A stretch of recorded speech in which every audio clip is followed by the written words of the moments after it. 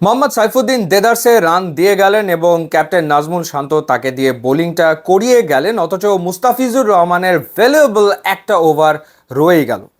মোহাম্মদ সাইফুদ্দিন 4 ওভারে 55 রান দিয়েছেন 13.75 ইকোনমি রেটে এবং উইকেট নিয়েছেন একটা। মোহাম্মদ সাইফুদ্দিন 5 ম্যাচের এই টি-20 সিরিজে হায়েস্ট উইকেট টেকারদের একজন, কিন্তু তার যে ইকোনমি রেট সেটা ভীষণ রকম চিন্তার। তিনি আসলে 4 ওভার বল করে 149 রান দিয়েছেন, 8 উইকেট নিয়েছেন এবং তার ইকোনমি রেট হচ্ছে 9.31। পার্থক্যটা কতটুকু আমি আপনাদেরকে যদি বলি, তাসকিন আহমেদ 4 ম্যাচে 8 উইকেট নিয়েছেন, তার ইকোনমি রেট হচ্ছে 4.56 এবং সাইফুদ্দিনের 9.31। অর্থাৎ তিনি প্রচণ্ড রকম খরুচে ছিলেন এই জিম্বাবুয়ে দলের বিপক্ষে। তো সেই জায়গাটাতে মুস্তাফিজের আসলে একটা ওভার ব্যবহার করলেন না ক্যাপ্টেন। তার যে হিসাব নিকাশ ছিল সেই হিসাব নিকাশটা আসলে এলোমেলো করে দিয়েছে জিম্বাবুয়ে। চতুর্থ টি-20 ম্যাচ জিতে বাংলাদেশকে কষ্ট করতে হয়েছিল। পঞ্চম টি-20 ম্যাচে জিম্বাবুয়ে আসলে বাংলাদেশকে আর কষ্ট করায়নি, তারা অনায়াসে অনায়াসে এই ম্যাচটা জিতে নিয়েছে 8 উইকেটে এবং 9 বল হাতে রেখে 157 রান তারা আসলে চেস করে ফেলেছে। যেখানে সিকান্দার রাজা অসাধারণ একটা ইনিংস খেলেছেন, 72 রানের, 46 বলে 72 রান।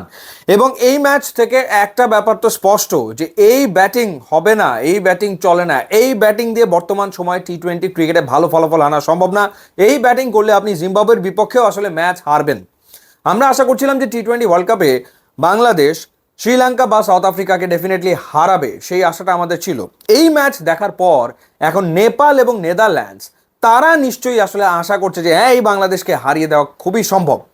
নেদারল্যান্ডসের বিপক্ষে আমরা সবশেষ টি-20 ওয়ার্ল্ড কাপে ম্যাচটা জিতেছিলাম ঠিকই, কিন্তু সেটা মাত্র 9 রান এবং একটা ক্লোজ ম্যাচ ছিল। সেটা বাংলাদেশ সম্ভবত 144 করেছিল এবং নেদারল্যান্ডস 135 পর্যন্ত পৌঁছতে সক্ষম হয়েছিল। বাংলাদেশ নেদারল্যান্ডসকে হারিয়েছিল কিন্তু কষ্ট হয়ে গিয়েছিল। তো এবার তো নেদারল্যান্ডস খুবই আশাবাদী হতেই পারে যে এবার তারা বাংলাদেশকে হারাবে।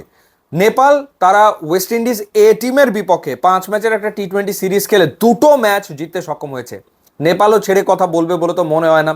তো যেখানে আমরা আশা করছি শ্রীলঙ্কা বা সাউথ আফ্রিকাকে হারাবো, এখন নেপাল এবং নেদারল্যান্ডসও আশা করছে হ্যাঁ, বাংলাদেশকে হারিয়ে দেওয়া খুবই সম্ভব এবং সেই বিশ্বাস তৈরি হওয়াটা স্বাভাবিক। কারণ যে টি-20 ক্রিকেট বাংলাদেশ খেলছে, জিম্বাবুয়ের বিপক্ষে 5 ম্যাচের এই সিরিজে খেললো, তাতে আসলে তাদের আশাবাদ পোক্ত হওয়াটা খুবই স্বাভাবিক ব্যাপার। যেটা বলছিলাম যে টপ অর্ডারের ক্রাইসিস থেকেই যাচ্ছে। ফেল করলো আজকে তানজিদ হাসান তামিম, সৌম্য সরকার, নাজমুল হোসেন শান্ত 28 বলে 36 রান করেছেন। এদিন আবার তাওহিদ হৃদয় রান পাননি। মাহমুদুল্লাহ রিয়াদ 44 বলে 54 রানের একটা ইনিংস তিনি আসলে খেলেছেন, কিন্তু ডেথ ওভারে গিয়ে যে ব্যাটিংটা করার কথা ছিল সেই ব্যাটিংটা মাহমুদুল্লাহ রিয়াদ করতে পারেননি। শুরুটা দুর্দান্ত করেছিলেন, ভালো খেলছিলেন, ফিনিশিংটা আসলে হয়নি। ডেথ ওভারে গিয়ে বাংলাদেশ সেভাবে রান তুলতে আসলে পারেনি। সাকিব আল হাসান 17 বলে 21 রান করেছেন, তিনি তার ব্যাটিং নিয়ে তো স্ট্রাগল করছেনই, সেখান থেকে পুরোপুরি তিনি আসলে বেরিয়ে আসতে পারেননি। জাকের আলী অনেক শেষ দিকে গিয়ে 11 বলে 24 রান করার ফলে বাংলাদেশ 157-তে পৌঁছতে পারে 6 উইকেট আসলে হারিয়ে। না হলে আসলে দেখা যেত যে এই রানও হয় না। একাদশটাও একটা অদ্ভুত একাদশ নিয়ে বাংলাদেশ খেলেছে। 2জন ফাস্ট বোলার খেলানো হয়েছে, স্পিনারদেরকে প্রাধান্য দেওয়া হয়েছে, যেখানে সাকিব আল হাসান, শেখ মাহাদি এবং রিশাদ হোসেন ছিলেন। তো সেই জায়গাটাতে শেখ মাহাদি ওয়াজ ভেরি এক্সপেন্সিভ, 2.3 ওভারে 31 রান দিয়ে উইকেট নিতে পারেননি।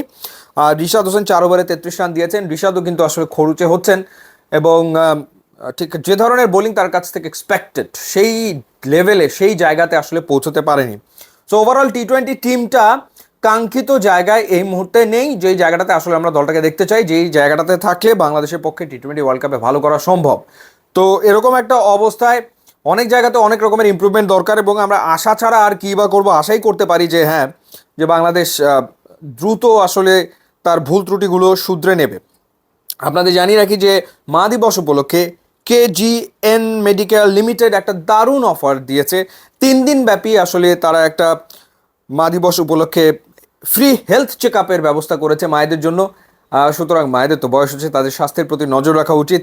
সুতরাং এই সুযোগটা আপনি নিতেই পারেন, একটু সময় করে মাকে দেখিয়ে আনতে পারেন এবং ফ্রি হেলথ চেক আপ করিয়ে নিতে পারেন। অ্যাড্রেসটা আপনাদের বলে দিতে চাই, ওয়া পয়েন্ট, প্লট নম্বর 13, রোড নাম্বার 2, ধানমন্ডি, এবং এটা পপুলারের পাশে স্টার কাবাবের উল্টো দিকে।